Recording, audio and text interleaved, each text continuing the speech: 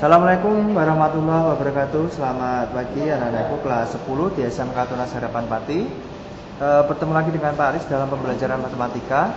Kalau kita kemarin sudah mempelajari tentang operasi vektor, ada penjumlahan, pengurangan, dan perkalian, maka kali ini kita akan belajar tentang sudut, ya, sudut antara dua buah vektor. Di sini masih ada hubungannya dengan operasi perkalian. Jadi untuk sudut antara dua vektor ini dapat kalian lihat di sini Pak Ali sudah menuliskan rumusnya.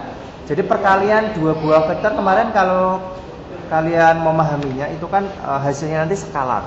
Itu kalau tidak ada sudutnya. Tetapi kalau ada sudutnya, maka hasil kali perkalian dua buah vektor itu kalau mengandung sudut ya ini ya, maka nanti harus kita cari dulu panjangnya vektor A, kemudian panjang vektor B, dan kita cari cos dari sudut yang ada di antara dua vektor tersebut. Oke. Sebagai contohnya misalnya di sini Pak Alis punya contoh soal gini. Pak Alis punya panjang vektor A. Misalnya ini sudah diketahui ya, panjang vektor A itu 6.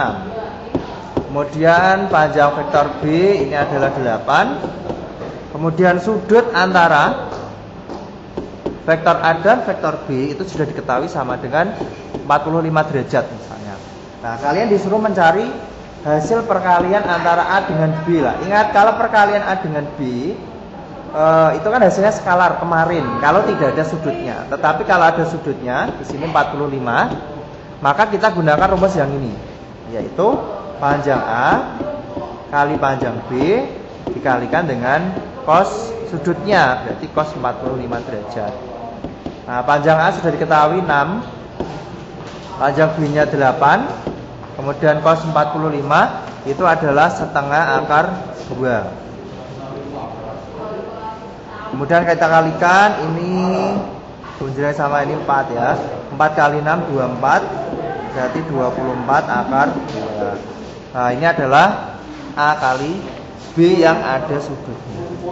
Kemudian bagaimana kalau kita ingin mencari sudut ya? Nah, ini contoh kedua.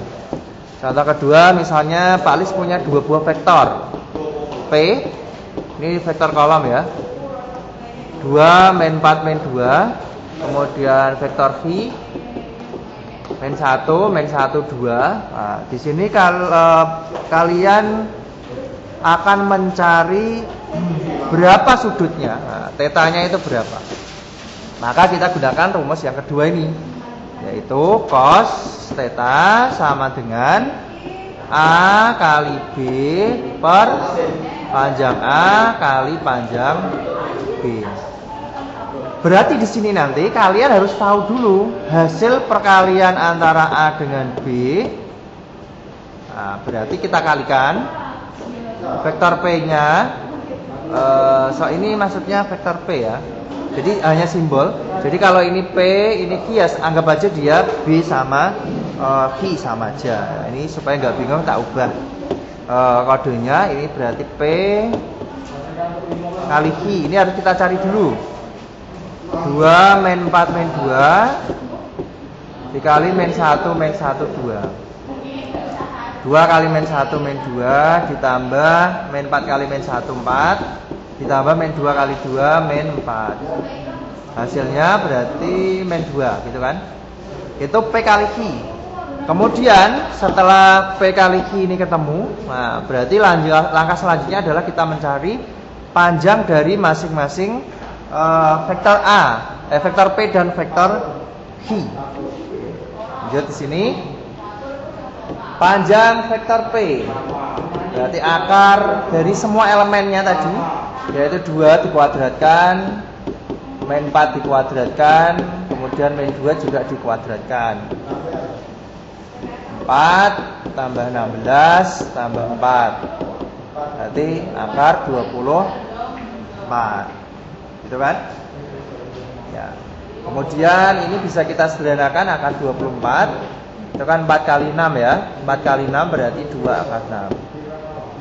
Kemudian langkah selanjutnya cari panjang V. Panjang V berarti akar V-nya tadi min 1, kemudian min 1, kemudian 2. Ini ya. Berarti 1 ditambah 1 ditambah 4 jadinya akar 6. Nah, ini baru menghitung panjang P dan panjang Q.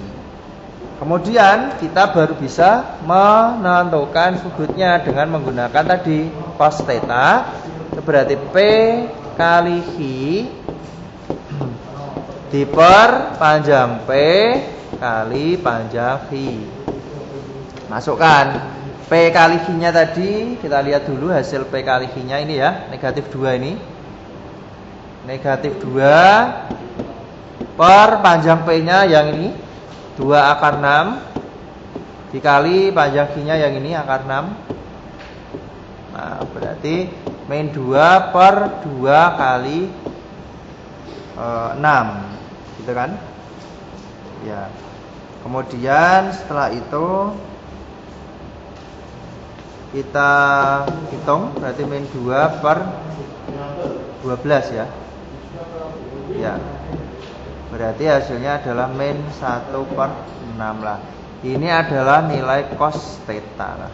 Terus setelah itu kita harus tahu cos yang bernilai min 1/6 itu berapa, kan tidak ada. Kecuali kita menggunakan kalkulator. Maka nilai theta-nya adalah arkes dari cos ini tadi min 1/6. Jadi sudutnya adalah ini. Ini hanya bisa dihitung dengan menggunakan kalkulator. Tetapi biasanya kalau soalnya seperti ini yang ditanyakan bukan sudutnya, tetapi berapa nilai cos theta-nya ya. Jawabannya min 1/6. Sampai sini saja. Oke, gitu ya. Bisa dipahami kan? Nah, di sini contoh kedua. Lanjut kita ke contoh yang ketiga.